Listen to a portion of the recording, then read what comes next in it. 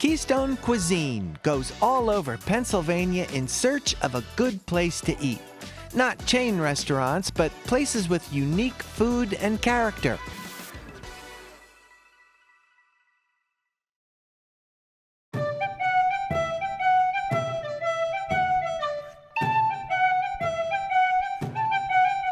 The Glen Rock Mill Inn is the oldest building in Glen Rock, Pennsylvania. It was built all the way back in 1837, and since then it's been used for multiple purposes. It was a water-powered sawmill, a wool mill, and a grist mill. In the 1960s, decline came to the old grist mill in Glen Rock. It was closed. It was shuttered. The roof sagged almost to the point of collapse. The building sat quietly until help arrived in the 1980s. That's when a construction project that took more than 2 years transformed it into a restaurant and inn, the Glen Rock Mill Inn we know today. Let's talk about the exterior of the building, because it looks like there's at least one vintage advertisement out there that's been restored with fresh paint. Yeah, so we have a wonderful historic trust here in town, and when we purchased the building here, we worked with them to find out other details about the business itself, as well as other businesses in the area. And in combination with them and our own work, we restored one of the ghost signs that's part of an addition that was added to this facility in the 1890s. And it's for the Sigmund and Worley's Gents store, as well as Wrigley's Spearmint Gum. So Brandon, when visitors come through this front door, what's the first thing they see? Well, hopefully one of our smiling hosts, and from there, fresh flowers. They're one of my favorites in the restaurant. I think that they denote freshness not only for the building itself, our service and so on, but also our fresh food. From there, we grab a menu and take you into one of our dining rooms. Now this is an historic building that goes back many years. Yeah, as a matter of fact, we're 187 years old this year. And in this room is one of the things our guests comment on most often, and that's the 16-inch hand-hewn chestnut beams that run from end to end in the building. They're visible here, the fountain room and the tavern room too. And these beams, they just look so rugged, and they're old, and obviously they are weight-bearing. These are serious pieces of wood. They are. In fact, they were milled here before the wool mill itself was in operation. Part of the foundation that the building stands on was from 1832, an original sawmill foundation. It was used to hew these beams as well as the timber and so on for the building itself. And you have live entertainment in this room too. Let's talk about the piano. We do. Wonderful baby grand piano here in the corner. It was gifted to us by one of our regular dining guests. She loved the music, as do I. And we have live piano players from throughout the region here who play every Friday and Saturday night. Makes for a very romantic setting. Yeah, what kind of music do they play? A mix of jazz, maybe some adult alternative thrown in there occasionally, depending on the time of the night or what the crowd's asking for. And then the nice part about it is, too, is that we might get to the rest of the restaurant, so it's not only the folks in this room who get to enjoy it, but everybody who's dining with us. Do you have different performers playing piano? We do. We have someone who regularly plays with us on Friday nights. So let's consider the accommodations of the restaurant in general. About how many tables do you have? Well, it's about almost 60 tables or so, and we seat about 80 to 90 guests, depending on the season. In fact, one of the other rooms that gets commented on most often is our fountain dining room, which is right this way. So Larry, this is one of the most requested rooms that we have as far as our dining rooms go. Here we've got the original 1837 wall of the wool mill itself, so you're looking at an outside visual of it. To its left, an 1890s addition with the two large windows here. In the process of rehabilitating this room in 1986, they actually hit solid granite in the hillside and created this fountain rather than continue to blast through the side of the hill. And the name Glen Rock certainly fits. Now I'm looking at a couple rocks in there that have numbers on them. What are they? Yeah, so funny little story there. We used them as check weights to keep our dinner checks from blowing away out on our patio. And over the years, children and adults alike, honestly, had decided that they were fun to throw in the fountain for making wishes. So this is another one of our dining rooms, and along with it comes our collection of wine. We source from both worldwide as well as local, featuring, for instance, French Chardonnay, or even local choices as close as Lancaster County. Now down here, Brandon, you have to maintain a certain temperature and humidity, don't you? We do. So Outside the time when guests are here, we usually keep it right around 65 to 67 degrees. When we have guests in-house, obviously we'll let that warm up a little bit so it's not too chilly to dine down here. Now, how do you curate your wine list? That sounds like a full-time job in itself. It is. It's one of the things that I love doing in this industry. I mean, wine tasting, it's oh so hard. But no, in all seriousness, we pair our wines based around our food, so they're drinkable as well as being options that suit our dishes well. And like you said, you have wines locally, but you have them from around the world too. True. How much do you balance it between local and international sources? Probably 10% local to 90% across the rest of the world, and just strictly for the fact that it's a regional thing. So we have a few Pennsylvania wines, but then also California, Washington State, Virginia, New York, to give examples, in the U.S., and then on to France, New Zealand, Chile, and so on. Now, how long do you keep wine in storage in general before your customers can enjoy it? Well, it would depend. We do library some wines, so we have a collection of some Cabernet and estate wines that go back as much as 15 years. But more often than not, we're purchasing for a ready-to-drink product. So something that would be with us for maybe a year to year and a half at a time on the outset. And as we're down here, Brandon, we're reminded of the historic structure here because you have these massive beams just going through this building everywhere. Yes, yeah, again, they're undoubtedly a weight-bearing beam right here. Yeah, not going to move anytime soon anyway. And from there, it also gives the chance to make for a very cozy dining space down here. So we've got dining tables down here for about 15 to 18 guests. And it's interesting, this is a step up, it just makes it feel cozier. Yeah. A step up, and then it looks like more historic timbers that are similar to the timbers we saw in the fountain room. Yeah, so a lot of the stuff that was in here was reclaimed even in 1986, before it was a thing, so to speak. But the original person, Cecil Artrip, who did this redesign, took a lot of that into account, keeping as much character of the building as he could during the process. Now let's go back and take a look at this area. This is especially secluded. So do you have customers who just insist on having a modicum of privacy and they come back here? They do. In fact, this is one of my favorite tables. So, of course, in our wine cellar to start with, but secondarily, there's a nice little private spot tucked back here in the corner. Great for celebrating, a nice cozy birthday dinner, or even taking it down to just a party of two for date night back here. And just the whole idea of having dining in the wine cellar, it just adds to the whole ambiance. Yes, yeah, it's lovely down here. This is a particular favorite spot in the wintertime. As I said, we change the temperature a little bit to suit our guests, but one of the nice things is the fireplace in the corner as you're down here having dinner. Our menu is fairly small, so we keep about 8 to 10 appetizers and 8 to 10 entrees at any one time. And the reason we do that is we like to keep them fresh and locally sourced as possible. In doing so, we've developed some signatures over the years. For instance, the short ribs that we're going to show you later, as well as some of our crab and seafood dishes, our vegetarian egg rolls. We rotate both seasonally and habitually, for lack of a better term. So we don't like anything to sit and get stale as far as our regulars go. So we always want something new for them to try. So things like our short ribs or our filet mignon and so on will stay on the menu as a regular, but their preparations will change over time. I started here as a dishwasher back in my teens, 14 years old as a matter of fact, and kind of worked my way up. It's kind of one of those classic restaurant stories. I started as a dishwasher. Somebody didn't show, a week after I was hired, and the next question was, can you cut vegetables? And coming from a farm family, work was always a thing. So if you weren't doing it somewhere, you were doing it at home, one way or the other. And restaurants always interested me. Both of my grandmothers were great cooks, and I kind of carried that on from them and became interested in it. And once I got here, it became a passion. So. Now, where did your travels take you? Once you graduated culinary school, you took a path. I had the unique opportunity during my externship to choose between the White House or the Greenbrier Hotel as part of my extern.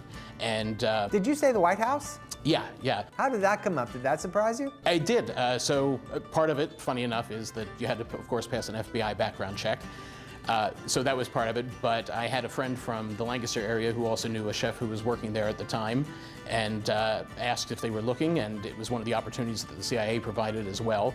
So the White House one filled first, and I didn't get it, but the second choice for that same group of people who apply is the Greenbrier, because it was at the time still used as a secondary emergency White House, so to speak, if there something was to go, weird in the rest of the world.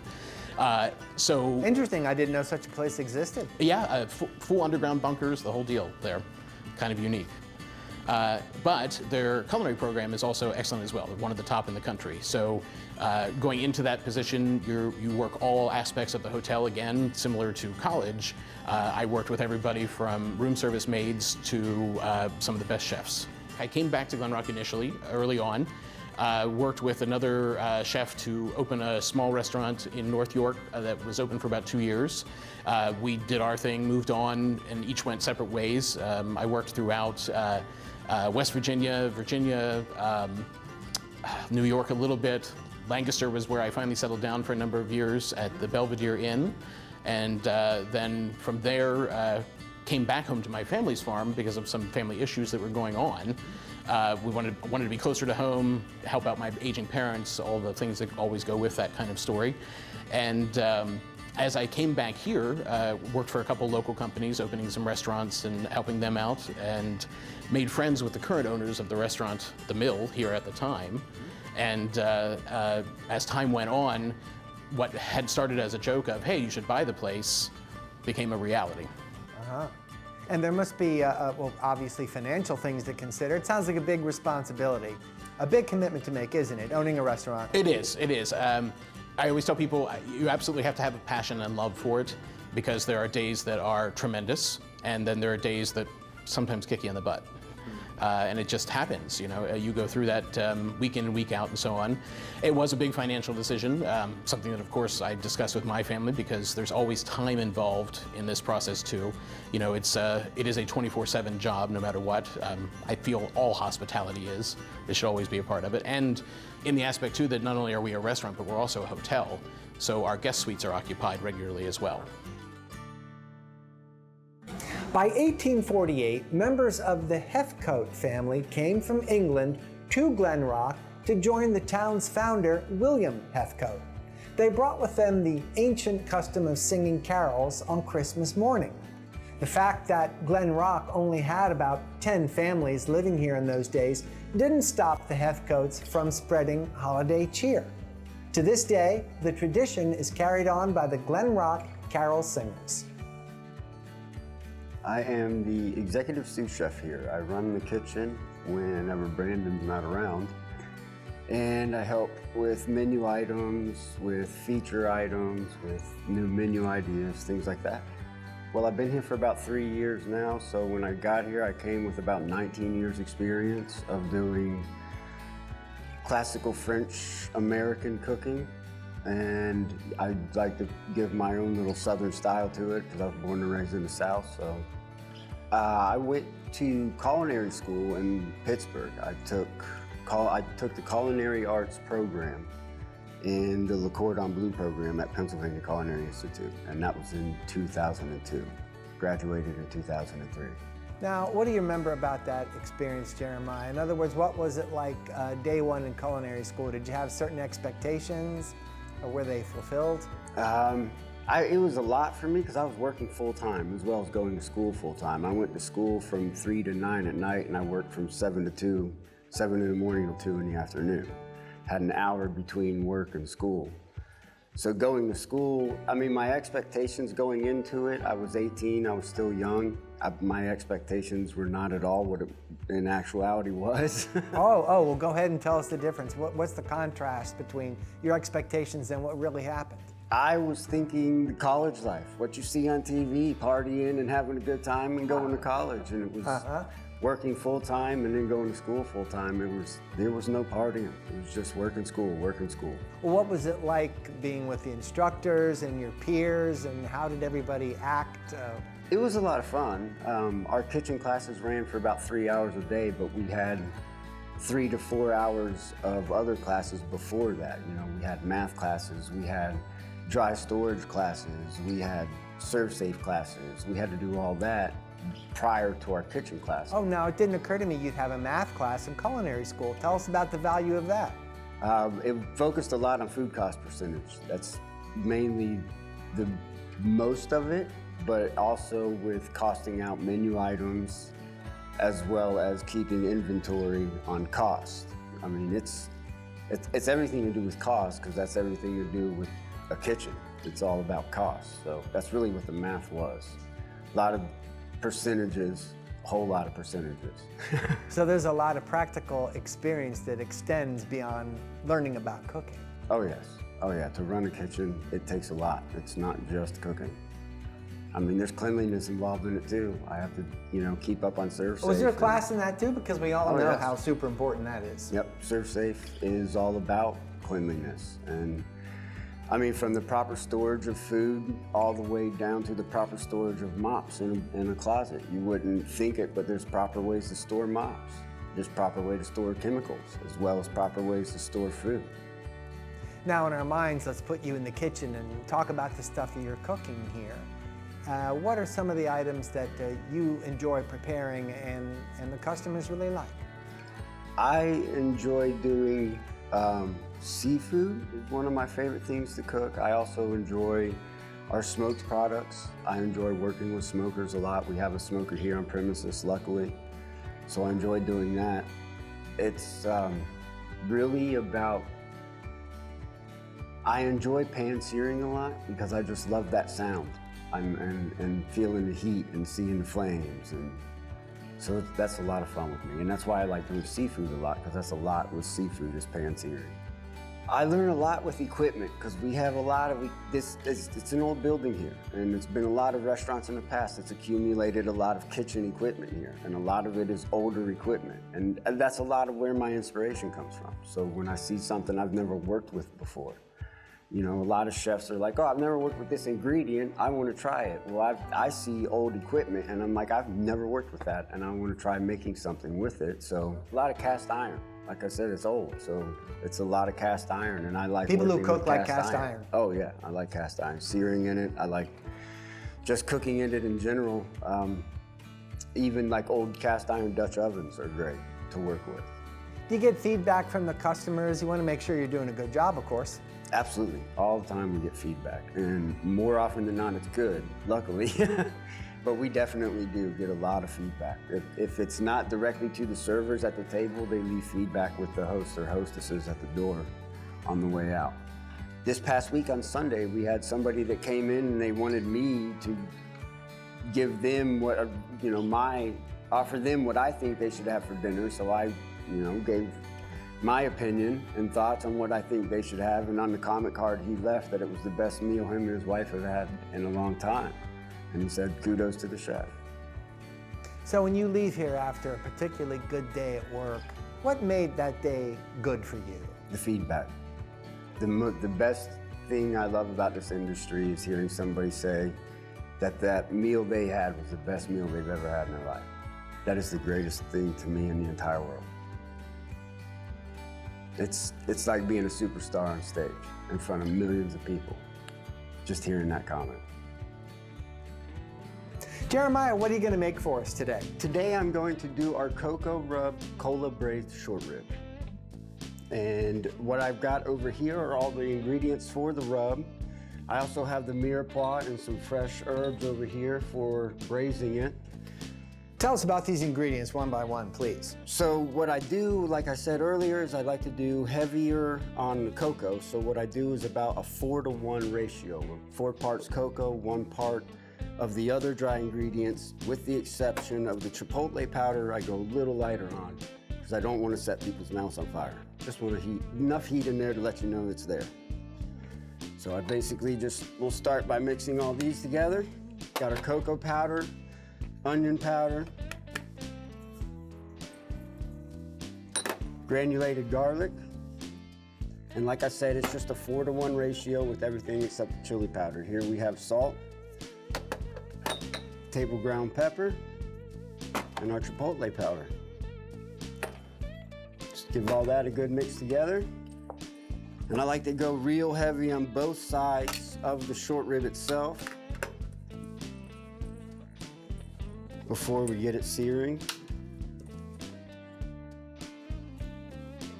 And you don't have to salt and pepper the meat itself before you do this, being the fact that there's already plenty of salt and pepper in the mix itself. You already have plenty of ingredients in there. Oh yeah. Now you can see with that smoke, this pan is really hot. You want it nice and hot to get all those dry ingredients seared on there, so you sear all that flavor to the meat. You'll actually start to smell the cocoa powder will start to toast, and it actually gets a smell, if you're from the South, it gets a smell of boiled peanuts. You can also compare it to popcorn. Slightly overcooked popcorn is what I would say. I know some people like their popcorn a little burnt. I'm pretty sure I never smelled boiled peanuts before. It's very similar to toasted cocoa. It's also similar to, like I said, it's very close to the overcooked popcorn. If you cook popcorn just slightly too long in the microwave, you know that. Just short of being burned? Yeah, just short of being burned. It's like a toasted nut smell. So you want to get a real good sear on it.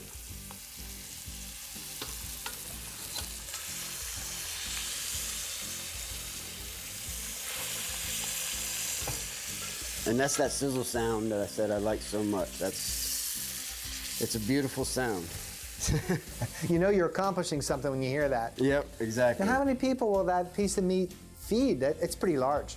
It is very large, but being the fact that it cooks down so much after 3 hours of braising, you'll see when. Oh, is that so it shrinks quite a bit? Oh, it does shrink quite a bit.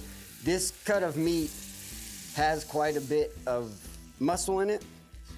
And so what we do is we pull them out on Sunday, and we'll let them sit for up to 72 hours to let all the excess water and what's called myoglobin in it drain out.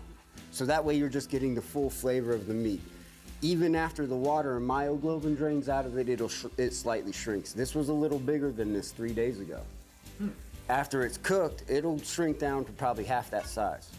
So this, after being cooked, we'll get about 3.5 portions out of it for the restaurant. How do you source this meat, Jeremiah? Where's it come from?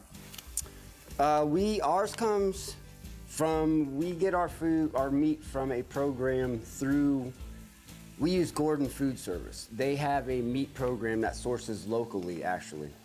And they have a dry age program. You can get dry aged meat from them if you wanted to, but their whole entire meat program is what we work with. They have a pretty good meat program, but they do source locally. So what I've got here is the red wine. We're gonna deglaze this pan first with this before we add anything else with the red wine to get all the good stuff that stuck to the pan during the searing off of it, because that adds flavor to the braising liquid.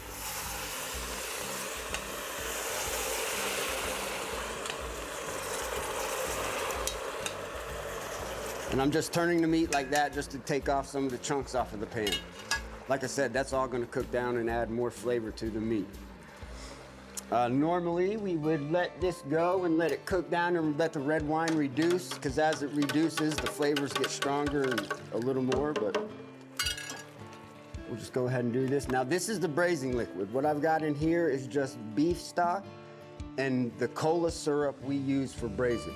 I won't tell you our brand, it's gotta stay secret, but you can use any brand of cola flavored syrup you want. I worked at a restaurant actually that did Dr. Pepper braised short ribs, and they used the Dr. Pepper cola.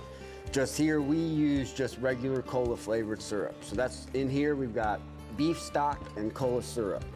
And this is just maybe a half a cup over a gallon, and in it, I probably put a half a cup of cola syrup. It doesn't take a lot because of how strong the flavor is. Plus, you don't want the sweetness of the syrup to be overpowering when you reduce your liquid into the sauce.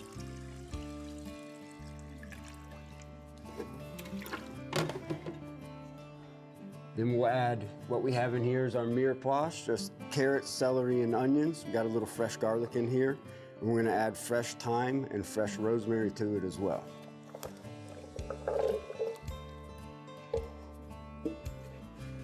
Oh, suddenly it's colorful, it looks good. Yes, it is.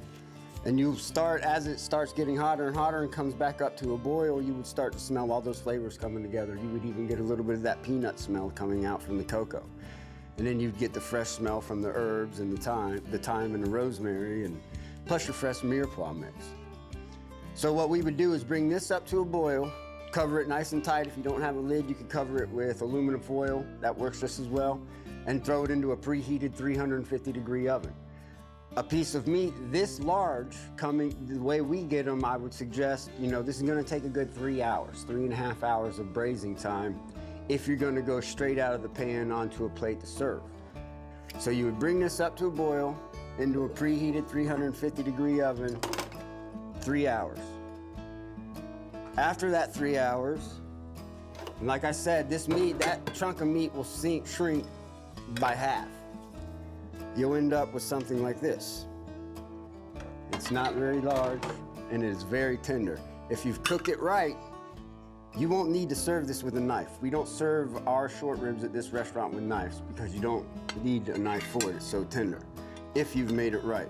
If you have to serve your short ribs with a knife, you're not cooking them correctly. So that's what they look like. Now what we would do is we would filter out strain out all of the mirepoix and all the herbs and everything, so you have a nice clean liquid, braising liquid left over like what's in here. And we would take all the meat out of it and we would cook that down, that braising liquid down, until it's really nice and thick.